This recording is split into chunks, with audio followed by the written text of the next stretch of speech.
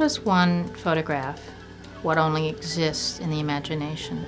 How does one take that which we think is just a document of reality, the photograph, and make it record something that only exists in our mind, our fears, our psychic imagination? Joe Mills has done that better than any other photographer that I know.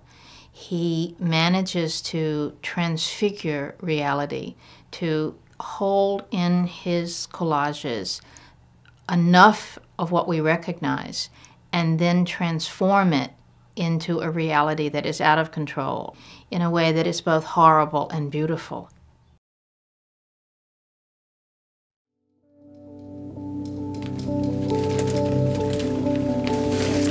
See, if you really have me going to make collages, you're going to lose me. I'm simply going to float off into a sort of right brain, unaware that you're here. For me, the work is more like data. And the data or the artwork, the objects that I make, are simply molecules that go into this whole and add density to it.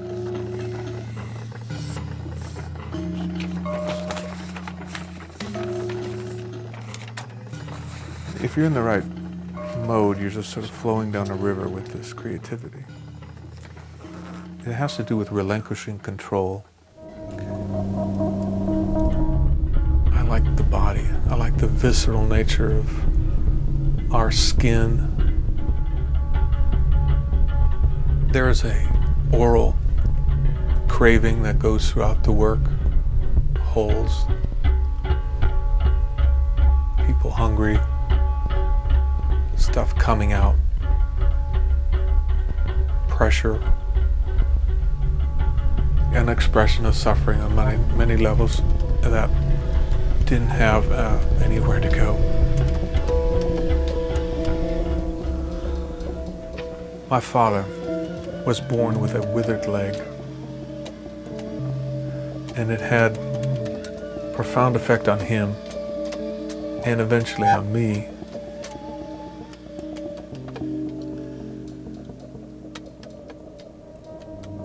By the end of high school, I was in a terrible tailspin. I mean, just a depression and great suffering from it.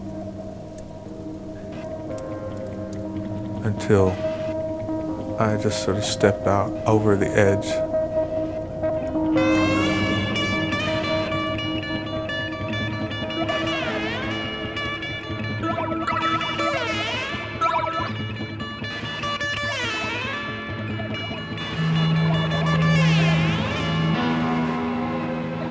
Aldous Huxley described the mind as having filters.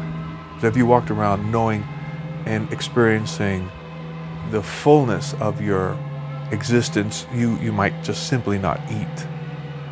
But I think when you have a schizophrenic break, your hearing and your vision, and your sense of touch and smell, it's just hyper. You are just as you are when you're born.